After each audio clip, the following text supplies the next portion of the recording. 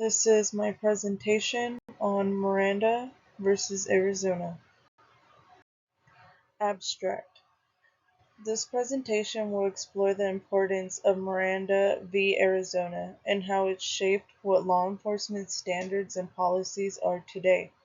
Social justice, equity, and fairness are all important aspects to look at when it comes to seeing how preserving constitutional rights should be a number one priority when it comes to making laws and enforcing the criminal justice system into communities. This presentation also includes a compare and contrast of how this has helped law enforcement, but also the difficulties that come with the changes. A Christian perspective is integrated to be able to see the religious side of what values were being preserved through Miranda rights through biblical teachings of the Lord. What is Miranda v. Arizona? Miranda v. Arizona is a staple criminal justice event that helps shape the way modern-day law enforcement interacts with suspects, and it also established constitutional protection, which is essential to progressive law enforcement. During this case, there were four defendants: Ernesto Miranda, Michael Vignora, Carl Calvin Westover, and Roy Allen Stewart, and they were being prosecuted for crimes that they had committed. All the defendants admitted to their crimes after hours of interrogations, but what made the crimes difficult to prosecute was the fact that none of these defendants were made aware of their rights before being taken in. The case was brought up questioning if people have openly admitted to their crimes, do their rights need to be made aware of before interrogation? The court held and said yes, regardless of self-incrimination, authorities must make individuals aware of their rights ahead of time and before interrogation, because if an individual is unaware of their rights, then anything said is not admissible in court. What are some issues that came with the case of Miranda v. Arizona? In the late 1960s and 70s, there were issues with some police agencies not wanting to follow the law of Miranda because they did not want the right to remain silent to be used by an individual and law enforcement not getting the information they needed. But due to this, there were a lot of cases thrown out because individuals were not being made aware of their rights. There were concerns about weapons and public safety concerns in certain cases, making it difficult for Miranda rights to be made aware of before asking questions. In 1984, there was the New York versus Quarles case where an individual was identified as a rapist and police officers stopped him, and an officer noticed he had a gun holster that was empty, and before reading him any rights, he asked where the gun was. In court, this case became an important part of when Miranda violation is acceptable, and through this, it was decided that if public safety is outweighed, then certain information obtained before Miranda is still admissible in court. Another challenge produced with Miranda was having to take into consideration false confessions, and in one case, that helped push for recordings of interrogations and parents and attorneys being required during interrogations of juveniles was the case of Central Park 5 in 1989. There were 5 juveniles who were accused of raping a woman, and at first they confessed, and after years of serving, there was evidence that they did not do it. It was a convicted rapist, Matias Reyes. Another ongoing issue with Miranda rights is language barriers, creating miscommunications between suspects and law enforcement. There has been some cases that have been overturned because of poorly translated interpretations of Miranda rights.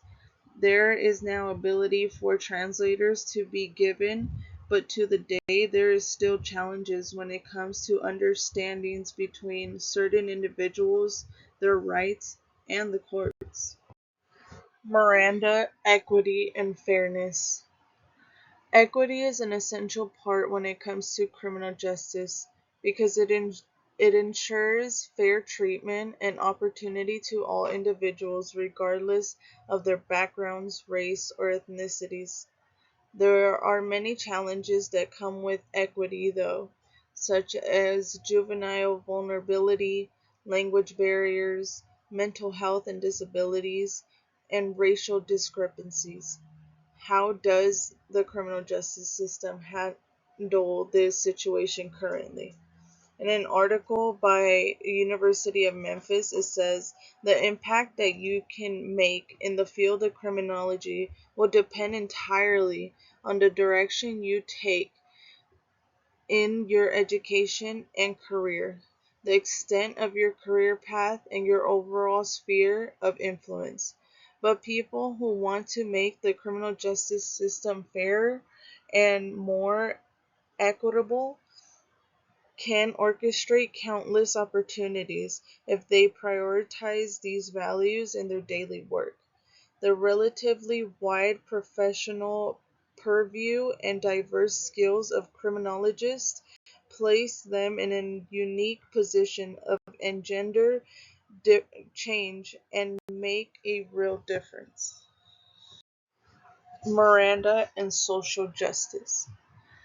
Miranda is meant to ensure there is a fair treatment with vulnerable people in these vulnerable situations, as well as create a standard in law enforcement to ensure there isn't injustices happening in the field. Even with the attempt, the reality is that people being able to have a clear understanding of their rights is miscommunicated throughout the system. Social justice goals come from trying to be able to reduce false confessions, ensure equal understanding of Miranda throughout the community, and promoting justice and fairness in law enforcement agencies. Compare and contrast equity, fairness, and social justice in law enforcement. There is better protection of rights and better cooperation from suspects because they have that trust with law enforcement. Policing has become more accountable and ethical.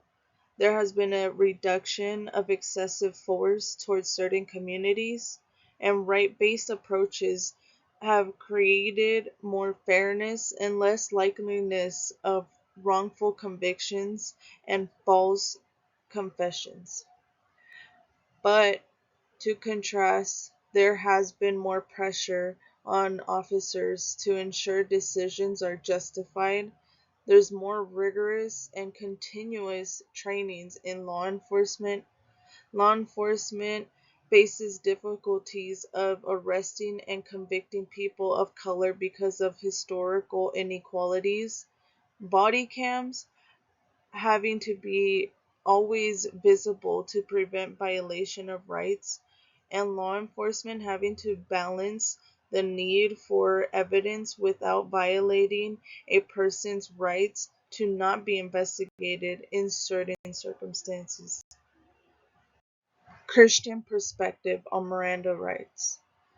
From a Christian perspective, Miranda rights values the fairness and ensuring there is equality between those in power and their community.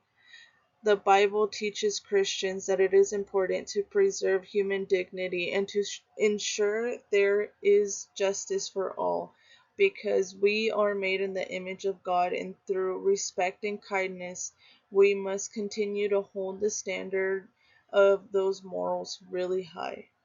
Proverbs 31 8 through 9 speaks about justice and equality by saying, "Open your mouth for the mute, for the rights of all who are destitute.